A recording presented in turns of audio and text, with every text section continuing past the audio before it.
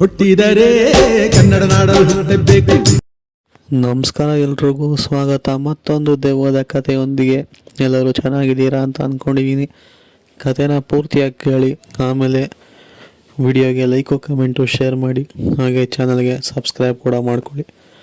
ಈ ಒಂದು ಘಟನೆ ಹಾಗೆ ಬಂದ್ಬಿಟ್ಟು ಬೆಳಗಾವಿಯಿಂದ ಗೋವಾಗೆ ಹೋಗುವಂತಹ ದಾರಿಯಲ್ಲಿ ಸಿಗುವ ಕುಸುಮಲ್ಲಿ ಎಂಬ ಒಂದು ಊರಲ್ಲಿ ಆಗಿರುವಂತಹ ಒಂದು ಘಟನೆ. ಸೊ ಈ ಒಂದು ಘಟನೆ ನನಗೆ ತಿಳಿಸ್ಕೊಟ್ಟಿರೋದು ಬಂದ್ಬಿಟ್ಟು ಪ್ರವೀಣ್ ಅಂತ ಹೇಳಿ. ಇವರು ಮೂಲತಃ ಬೆಂಗಳೂರಿನವರು. ಹೀಗೆ ಬೆಳಗಾವಿ ಅವರ ಊರಾಗಿತ್ತು, ಅಂದರೆ ಅವರ ನೇಟಿವ್ ಪ್ಲೇಸ್ ಅಂತಲೇ ಹೇಳ್ಬೋದು. ಸೊ ಅಲ್ಲಿಂದ ಅವ್ರ ಊರಲ್ಲಿರುವಂತಹ ಸ್ನೇಹಿತರ ಜೊತೆಗೂಡಿ ಗೋವಾಗೆ ಹೋಗೋಣ ಅಂತ ಹೇಳಿ ಪ್ಲ್ಯಾನ್ ಮಾಡಿಕೊಂಡು, ಕಾರ್ನ ಮಾಡಿಕೊಂಡು, ನಂತರ ಬೆಳಗಾವಿಯಿಂದ ಗೋವಾಗೆ ಹೋಗೋ ಪ್ಲ್ಯಾನ್ ಮಾಡಿಕೊಂಡು, ಅಲ್ಲಿಂದ ಅಲ್ಲಿಗೆ ಡಿಸ್ಟೆನ್ಸ್ ಹತ್ರ ಇರುತ್ತೆ, ನಾವು ಹೋಗ್ಬೋದು ಅಂತ ಹೇಳಿ ಪ್ಲ್ಯಾನ್ ಮಾಡ್ಕೊಂಡು ಇವರು ಬೆಂಗಳೂರಿಂದ ಬೆಳಗಾವಿಗೆ ಹೋಗಿರ್ತಾರೆ. ಅಂದರೆ ಊರಿನಲ್ಲಿರುವಂತಹ ಸ್ನೇಹಿತರನ್ನ ಕರ್ಕೊಂಡು ಹೋಗೋಣ ಅಂತ ಹೇಳಿ ಬೆಳಗಾವಿಗೆ ಹೋಗಿರ್ತಾರೆ.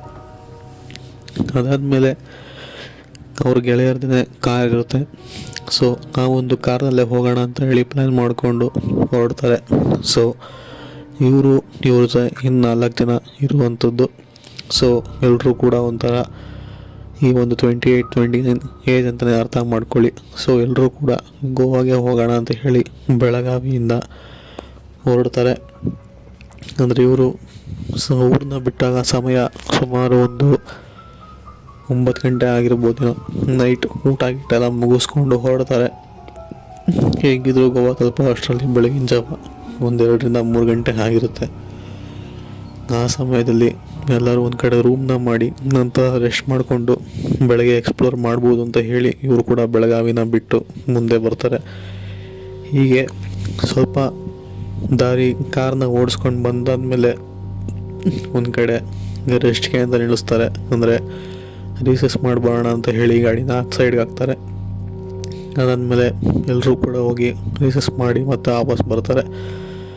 ನಂತರ ಪುನಃ ಗಾಡಿನ ಶುರು ಮಾಡಿ ಪ್ರಯಾಣನ ಆರಂಭಿಸ್ತಾರೆ. ಈಗ ಒಂದು ಸ್ವಲ್ಪ ದೂರ ಹೋಗಾದ್ಮೇಲೆ ಅವರಿಗೆ ಸಿಗುವಂತಹ ಊರೇ ಈ ಒಂದು ಕುಸುಮಲ್ಲಿ ಎಂಬಂತಹ ಊರು. ಈ ಒಂದು ಊರಿನಲ್ಲಿ ದಾಟಿ ಹೋಗಬೇಕಾಗಿರುತ್ತೆ. ಅವರು ಗೋವಾಗೆ ಹೋಗಬೇಕು ಅಂತಂದರೆ ಈ ಒಂದು ಊರನ್ನ ದಾಟಿ ಹೋಗಬೇಕು. ಆದ ಕಾರಣ ಇವರು ಕೂಡ ಕಾರ್ನ ಓಡಿಸ್ಕೊಂಡು ಹೋಗ್ತಾ ಇರ್ತಾರೆ. ಆ ಸಮಯದಲ್ಲಿ ಅವ್ರ ಕಾರ್ಗೆ ಯಾರೋ ಕೈನ ಅಡ್ಡ ಆಗದ ರೀತಿಯಲ್ಲಿ ಭಾಸವಾಗುತ್ತೆ. ಸೊ ಇವರು ಕೂಡ ಕಾರ್ನ ಸೈಡ್ಗೆ ಹಾಕಿ ಕೇಳ್ತಾರೆ, ಇಲ್ಲೇ ಮುಂದೆ ನಮ್ಮದು ಕಾರ್ ಕೆಟ್ಟು ನಿಂತಿದೆ, ಸೊ ಸ್ವಲ್ಪ ಸಹಾಯ ಮಾಡಿ ಅಂತ ಹೇಳಿ ಆ ಒಂದು ವ್ಯಕ್ತಿ ಕೇಳ್ಕೊತಾನೆ. ಸರಿ ಆಯಿತು ನಡೀರಿ, ಏನಾಗಿದೆ ನೋಡೋಣ ಅಂತ ಹೇಳಿ ಇವರು ಕೂಡ ಆ ಒಂದು ವ್ಯಕ್ತಿನ ಕಾರ್ನಲ್ಲಿ ಕೂರಿಸ್ಕೊಂಡು ಮುಂದೆ ಹೋಗ್ತಾರೆ. ಮುಂದೆ ಹೋಗಾದ್ಮೇಲೆ ಆ ಒಂದು ಕೆಟ್ಟು ನಿಂತಿರುವಂತಹ ಕಾರ್ ಸಿಗುತ್ತೆ. ಸೊ ಎಲ್ಲರೂ ಕೂಡ ಇಳಿದುಬಿಟ್ಟು ಮೊಬೈಲ್ನ ಟಾರ್ಚರ್ ಮಾಡಿಕೊಂಡು ಕಾರ್ ಏನಾಗಿದೆ ಅಂತ ಹೇಳಿ ಚೆಕ್ ಮಾಡ್ತಿರ್ತಾರೆ. ಸೊ ಆ ಒಂದು ವ್ಯಕ್ತಿಯು ನೋಡ್ತಾನೆ ಇರ್ತಾನೆ, ಚೆಕ್ ಮಾಡ್ತಿರ್ತಾನೆ. ಸೊ ಆ ಒಂದು ಕಾರ್ನಲ್ಲೂ ಕೂಡ, ಅಂದರೆ ಆ ಒಂದು ವ್ಯಕ್ತಿ ಇದ್ನಲ್ಲ, ಆ ಒಂದು ಕಾರ್ನಲ್ಲಿ ವಯಸ್ಸಾದಂತಹ ಗಂಡ ಹೆಂಡತಿ ಇರ್ತಾರೆ, ಅಂದರೆ ದಂಪತಿಗಳಿರ್ತಾರೆ. ಸೊ ಅವ್ರನ್ನ ಕಾರಲ್ಲೇ ಕೂರಿಸ್ಬಿಟ್ಟು ಈ ಒಂದು ವ್ಯಕ್ತಿ ಸಹಾಯ ಕೇಳೋಕ್ಕೆ ಅಂತ ಹೇಳಿ ಇಳಿದು ಸ್ವಲ್ಪ ದೂರ ಬಂದಿರ್ತಾನೆ. ಸರಿ, ಆ ಸಮಯದಲ್ಲಿ ಕಾರ್ನ ಎಲ್ಲರೂ ಕೂಡ ಟಾರ್ಚ್ ಆನ್ ಮಾಡಿಕೊಂಡು ಏನಾಗಿದೆ ಅಂತ ಹೇಳಿ ನೋಡಬೇಕಾದ್ರೆ, ಸೊ ಅಷ್ಟಾಗಿ ಅವ್ರಿಗೆ ಗೊತ್ತಾಗ್ತಿರಲ್ಲ ಏನಾಗಿದೆ ಅಂತ ಹೇಳಿ. ಹೀಗೆ ಒಂದು ಸ್ವಲ್ಪ ಸಮಯ ಹಾಗೆ ಕಳೀತಾರೆ. ಅದಾದಮೇಲೆ ಅವ್ರಿಗೆ ಮತ್ತೊಬ್ಬ ವ್ಯಕ್ತಿ ಆ ಕಡೆಯಿಂದ ನಡ್ಕೊಂಬರೋ ಥರ ಭಾಸವಾಗುತ್ತೆ. ಸೊ ಆ ಒಂದು ವ್ಯಕ್ತಿ ಒಂದು ಸ್ವಲ್ಪ ನೋಡೋದಕ್ಕೆ ಗೋಣಿ ಚೀಲೆಲ್ಲ ಹಾಕ್ಕೊಂಡು ಒಂಥರ ಅಬ್ನಾರ್ಮಲ್ ಆಗಿ ಕಾಣಿಸ್ತಾನೆ. ಬಟ್ ಆದರೂ ಮೋಸ್ಟ್ಲಿ ಇವತ್ತಿನಿಂದಲೂ ಸಹಾಯ ಆಗ್ಬೋದೇನೋ, ಎಲ್ಲರೂ ಸುತ್ತಮುತ್ತ ಆದರೂ ಗ್ಯಾರೇಜ್ ಇರ್ಬೋದೇನೋ ಅಂತ ಹೇಳಿ.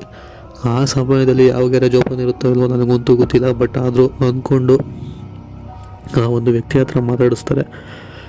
ಸೊ ಇದೆಲ್ಲ ಆ ಒಂದು ವಯಸ್ಸಾದಂತಹ ದಂಪತಿಗಳು ಗಮನಿಸ್ತಾನೆ ಇರ್ತಾರೆ.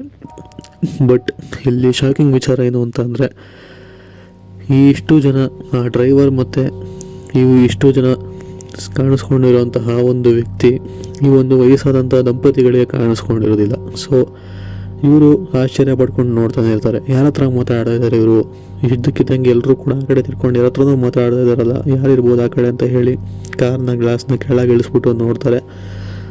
ಆದರೆ ಈ ಒಂದು ದಂಪತಿಗಳ ಕಣ್ಣಿಗೆ ಅಲ್ಲಿ ಯಾರೂ ಕೂಡ ಕಾಣಿಸೋದಿಲ್ಲ. ಅದಾದಮೇಲೆ ಆ ಒಂದು ವ್ಯಕ್ತಿ ಇದನ್ನಲ್ಲ, ವಿಚಿತ್ರವಾಗಿರುವಂತಹ ವ್ಯಕ್ತಿ ಇದನ್ನಲ್ಲ, ಸೊ ಅವನು ಇವ್ರ ಹತ್ರ ಮಾತು ಕೂಡ ಆಡದೆ ಸುಮ್ಮನೆ ಸ್ಟ್ರೈಟಾಗಿ ನಡ್ಕೊಂಡು ಹೋಗ್ಬಿಡ್ತಾನೆ. ಅದೆಷ್ಟು ಬೇಗ ನಡ್ಕೊಂಡು ಹೋಗ್ತಾನೆ ಅಂತಂದರೆ ಕಣ್ಣು ಮುಚ್ಚಿ ಕಣ್ಣು ಬಿಡೋ ಅಷ್ಟರಲ್ಲಿ ತುಂಬ ದೂರ ನಡ್ಕೊಂಡು ಹೋಗ್ಬಿಟ್ಟಿರ್ತಾನೆ. ಸೊ ಇವನು ಮೋಸ್ಟ್ಲಿ ಯಾರೋ ವಿಚಿತ್ರ ವ್ಯಕ್ತಿ ಇರಬೇಕೇನೋ ಬಿಡು. ಸೊ ಕಾರ್ ಏನಾಗಿದೆ ಗೊತ್ತಾಗ್ತಾ ಇಲ್ಲ. ಸೊ ನೀವು ಬನ್ನಿ ಆ ವಯಸ್ಸಾದಂತಹ ದಂಪತಿಗಳನ್ನ ನಮ್ಮ ಕಾರಲ್ಲೇ ಕೂರಿಸಿ ಎಲ್ಲಿಗೆ ಬಿಡಬೇಕು ಹೇಳಿ ಅಲ್ಲಿಗೆ ಬಿಡೋಣ ಅಂತ ಹೇಳಿ ಇವರೆಲ್ಲರೂ ಕೂಡ ಹತ್ತಿಸ್ಕೊಂಡು ಒಪ್ಕೊಂಡು ಅಲ್ಲಿಂದ ಹೊರಡ್ತಾರೆ. ಅದಾದಮೇಲೆ ಆ ಒಂದು ದಂಪತಿಗಳು ಕೇಳ್ತಾರೆ, ನೀವು ಯಾರ ಹತ್ರ ಮಾತಾಡ್ತಾ ಇದ್ರಿ ಇಲ್ಲಿ? ನಮ್ಮಿಬ್ಬರ ಕಣ್ಣಿಗೆ ಯಾರೂ ಕೂಡ ಕಾಣಿಸ್ಕೊಳ್ಳಿಲ್ಲ, ನೀವು ಯಾರ ಹತ್ರ ಮಾತಾಡ್ತಿದ್ರಿ ಅಂತ ಕೇಳ್ತಾರೆ. ಸೊ ಇಲ್ಲ, ಅಲ್ಲಿ ಯಾರೋ ಒಂದು ವಿಚಿತ್ರವಾಗಿರುವಂತಹ ವ್ಯಕ್ತಿ ಬಂದಲ್ಲ, ಸೊ ಅವನ ಹತ್ರ ಇಲ್ಲೆಲ್ಲರೂ ಸುತ್ತಮುತ್ತ ಗ್ಯಾರೇಜ್ ಇರುತ್ತಾ ಅಂತ ಹೇಳಿ ಕೇಳೋಣ ಅಂತ ಹೇಳಿ ಕೇಳ್ತಾ ಇದ್ವಿ ಅಂತ ಹೇಳ್ತಾರೆ. ಬಟ್ ಆ ದಂಪತಿಗಳು ಏನೋ ಯಾವುದೋ ಒಂದು ವಿಚಿತ್ರವಾಗಿರೋ ವ್ಯಕ್ತಿನ ಮತ್ತು ನಮ್ಮ ಕಣ್ಣಿಗೆ ಯಾಕೆ ಕಾಣಿಸ್ಲಿಲ್ಲ, ಬರೀ ನಿಮ್ಮ ಕಣ್ಣಿಗೆ ಯಾಕೆ ಕಾಣಿಸ್ಕೊಂಡ ಅಂತ ಹೇಳಿ ಕೇಳ್ತಾರೆ. ಇಲ್ಲ, ನಮ್ಮ ಮುಂದಲ್ಲೇ ಪಾಸ್ ಆದ್ನ ಅಂತ ಹೇಳಿ ಇವರು ಕೂಡ ಹೇಳ್ತಾರೆ. ಬಟ್ ಅದಕ್ಕೆ ಆ ದಂಪತಿಗಳು, ನಿಮಗೆ ಎಲ್ಲೋ ಗಾಳಿ ಕಾಣಿಸಿರ್ಬೇಕು, ನಮ್ಮ ಕಣ್ಣಿಗೆ ಆ ಥರ ಯಾವುದೋ ಒಂದು ವಿಚಿತ್ರವಾಗಿರೋಂತಹ ವ್ಯಕ್ತಿ ಕಾಣಿಸ್ಲಿಲ್ಲ, ಕಾಣಿಸಿದ್ರೆ ನಮಗೂ ಕಾಣಿಸ್ಬೇಕಾಗಿತ್ತಲ್ಲ, ನಾವು ಕೂಡ ಇಲ್ಲೇ ಇದ್ವಲ್ಲ. ಸೊ ಇಲ್ಲ, ಅಲ್ಲಿ ಯಾವ ವ್ಯಕ್ತಿನೂ ಪಾಸ್ ಆಗಿಲ್ಲ, ಅದು ಅಲ್ಲದೆ ಯಾರೂ ಕೂಡ ಅಷ್ಟು ಬೇಗ ಮನುಷ್ಯರಾಗಿರೋರು ನಡೆಯೋಕ್ಕೆ ಸಾಧ್ಯನೇ ಇಲ್ಲ ಅಂತ ಹೇಳಿ ಆ ಒಂದು ದಂಪತಿಗಳು ಹೇಳ್ತಾರೆ. ಇದನ್ನು ಕೇಳಿದಂತಹ ಇವು ಸ್ನೇಹಿತರಿಗೆ ಒಂಥರ ಭಯ ಆಗುತ್ತೆ. ನಂತರ ಹೇಗೋ ಅಲ್ಲಿಂದ ಬಚಾವಾಗಿ ಬಂದ್ವಲ್ಲ ಬಿಡು ಅಂತ ಹೇಳಿ ಇವರು ಕೂಡ ಸುಮ್ಮನಾಗ್ತಾರೆ. ಆಮೇಲೆ ಒಂದು ಊರಿನಲ್ಲಿ ನಿಲ್ಲಿಸ್ಬಿಟ್ಟು ಆ ಒಂದು ಡ್ರೈವರ್ ಮತ್ತೆ ಆ ದಂಪತಿಗಳಿಬ್ಬರೂ ಇಳಿಸ್ಬಿಟ್ಟು ಇವರು ಎಷ್ಟು ಜನ ಇವ್ರು ಹತ್ಕೊಂಡಂತಹ ಗೋವಾಗೆ ಹೋಗಿ ತಲುಪ್ತಾರೆ. ಸೊ ಇದು ಆ್ಯಕ್ಚುಲಿ ಆಗಿರುವಂತಹ ಒಂದು ಘಟನೆ. ಅಂದರೆ ಇವ್ರಿಗೆ ಕಣ್ಣಿಗೆ ಕಾಣಿಸ್ಕೊಂಡಿರುವಂತಹ ಆ ಒಂದು ವಿಚಿತ್ರವಾದಂತಹ ವ್ಯಕ್ತಿ ಆ ಇಬ್ಬರು ದಂಪತಿಗಳಿಗೆ ಕಾಣಿಸ್ಕೊಂಡಿರೋದಿಲ್ಲ. ಇದು ಹೇಗೆ ಸಾಧ್ಯ ಅಂತ ಗೊತ್ತಿಲ್ಲ. ಸೊ ಸಿಗೋಣ ಮತ್ತೊಂದು ಕಥೆಯೊಂದಿಗೆ. ಅಲ್ಲಿವರೆಗೂ take care, good bye friends.